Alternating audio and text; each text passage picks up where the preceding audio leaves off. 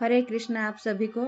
आज सभी जो हमारी भारतीय महिलाएं हैं जो आज सावित्री का व्रत कर रहे हैं, उन सभी को मेरी तरफ से हार्दिक शुभेच्छा। और आपके पति की लंबी आयु के लिए आप ये व्रत रख रहे हैं, तो मेरी तरफ से आप सभी को ढेर सारा शुभेच्छा।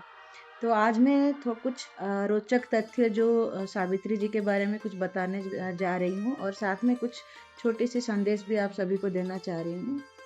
जैसे अधिकतर लोग जानते हैं कि सावित्री ने अपने पति सत्यवान को मृत्यु से वापस लेके आए थे, लेकिन खास बात यह है कि उन्होंने ये कार्य युद्ध से नहीं किया, किसी चमत्कार से भी नहीं किया, बल्कि अपनी बुद्धिमत्ता, धैर्य और वाणी की शक्ति से किया है। इसीलिए सावित्री केवल पतिव्रता नारी नहीं, बल्कि ज्ञान और शक्ति की प्रतीक मानी जाती है। और जो बट वृक्ष की जो बरगद पेड़ की हमारे परिक्रमा लगाई जाती है, वो केवल लंबी आयु नहीं है। इसी दिन महिलाएं बट वृक्ष की पूजा करती है, क्योंकि उसकी गहरी जड़ें जो है वो स्थिरता का प्रतीक है, उसकी लंबी आयु अमरता का प्रतीक है, और उसकी फैलती शाखाएं परिवार की समृद्धि को दर्शाती है। हिंदू मान्यता के अनुसार बट वृक्ष में ब्रह्मा, विष्णु और महेश का वास भी माना जाता है।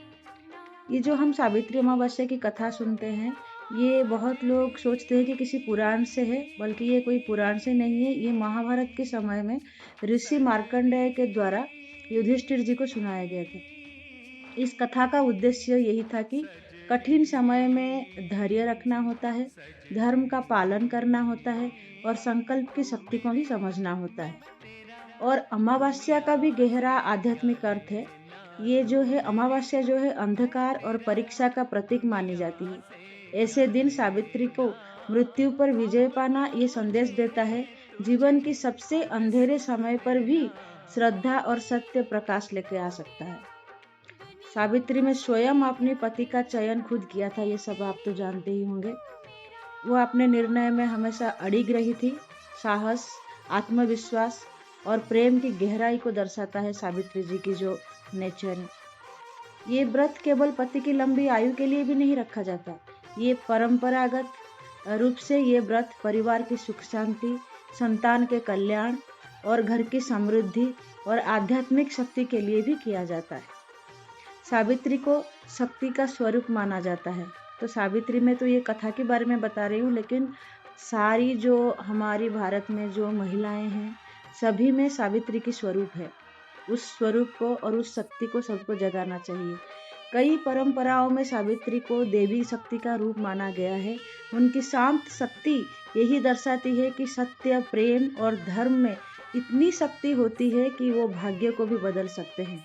तो जो सुंदर संदेश इस माध्यम से मैं देना चाह रही हूँ, सच्ची श्रद्धा कमजोरी नहीं होती, वही शक्ति बनकर भाग्य को भी बदल सकती है। तो ये है सावित्री जी के बारे में कुछ तथ्य जो मुझे लगा कि आप सबके साथ शेयर करना चाहिए, तो मैंने ये किया आप सबके साथ। Happy Savitri to everyone. और सावित्री जो कथा है उसको मैं एक कविता के माध्यम में बताने जा रही हूँ, इसको सुनिएगा जरूर। ये रहा वो हृदय स्पर्शी कविता। मद्र देश के राजमहल में एक राजा था बड़ा महान, धन वैभव सब पास था उसके, पर सुना था उसका आंगन संसार। बरसों तक की तपस्या से माँ सावित्री हुई प्रसन्न, आशीर्वाद में बेटी आई जिससे जगमग हुआ भवन। नाम रखा फिर सावित्री, तेज था जिसके मुख पर अपार, ज्ञान, विनय और प्रेम की मूरत, जैसे धरती पर देवी का अवतार। एक दिन वन की राहों में उसने देखा सत्यवान, सरल हृदय, शांत सी आंखें, जैसे खुद धर्म का हो सम्मान। पर नारद ने आकर बोला, उसकी आयु बहुत छोटी है, सिर्फ 1 वर्ष का जीवन, फिर मृत्यु की घड़ी होती है।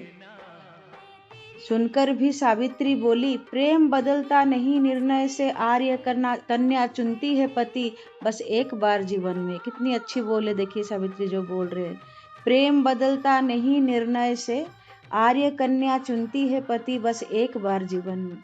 वन में कुटिया साधारण जीवन, पर प्रेम वहाँ अमृत बन बहता था। सास ससुर की सेवा में उसका हर दिन पूजा सा लगता था। धीरे धीरे वो दिन भी आया जिससे कांप उठी हर सांस, धीरे धीरे वो दिन भी आया जिससे कांप उठी हर सांस। सत्यवान लकड़ी काटने निकले, साथ चली सावित्री उदास। अचानक पीड़ा सिर से उठी, सत्यवान थक कर सो गए। अचानक पीड़ा सिर से उठी, सत्यवान थक कर सो गए। सावित्री की गोद में सिर रख धीरे धीरे मौन हो गए। तभी वहां यमराज आए लेने सत्यवान के प्राण, पर पीछे पीछे चल दी सावित्री लेकर प्रेम और धर्म का शान। यमराज बोले लौट जाओ, यही जगह का नियम पुराना है। धर्मराज बोले लौट जाओ, यही जग का नियम पुराना है। सावित्री बोली जहाँ पति है, सावित्री बोली जहाँ पति है वही मेरा ठिकाना है। उसकी वाणी में इतना सत्य, इतना धर्म, इतना धैर्य, इतना सम्मान कि मृत्यु के देवी भी झुक गए, देख पतिव्रता नारी का अभिमान। एक वरदान फिर दूसरा सब यमराज ने दे डाला, एक वरदान फिर दूसरा सब यमराज ने दे डाला। उसके बाद क्या होता है, एक के बाद एक सावित्री सब अपना वर मांगते रहे और यमराज देते रहे। बस यमराज यही बोले थे कि पति के प्राण के बिना जो जो तुम मांगोगे वो मैं तुमको दूंगा। फिर सब यमराज ने दे डाला, पर जब मांगे 100 पुत्र अपने पति से, जब मांगे 100 पुत्र अपने पति से, मृत्यु का नियम भी डगमगाया। यमराज मुस्कुराकर बोले तेरे प्रेम ने मुझे हरा दिया। यमराज मुस्कुराकर बोले तेरे प्रेम ने मुझे हरा दिया। जा सावित्री तेरा सत्यवान मैंने तुम्हें वापस लौटा दिया। जा सावित्री तेरा सत्यवान मैंने तुम्हें वापस लौटा दिया।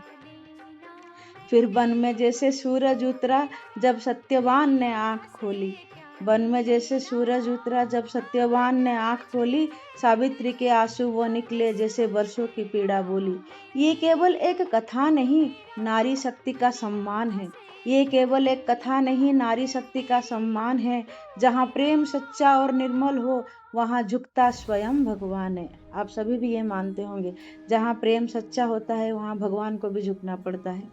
सच्चा प्रेम केवल साथ निभाना नहीं होता, वो अंधेरे में भी किसी की सांस बन जाता है। उम्मीद करती हूँ आपको ये जो छोटी सी कविता बहुत पसंद आई होगी। सावित्री के दिन पर मैं सोची कि आप सभी के साथ ये वाला कविता शेयर करूँ।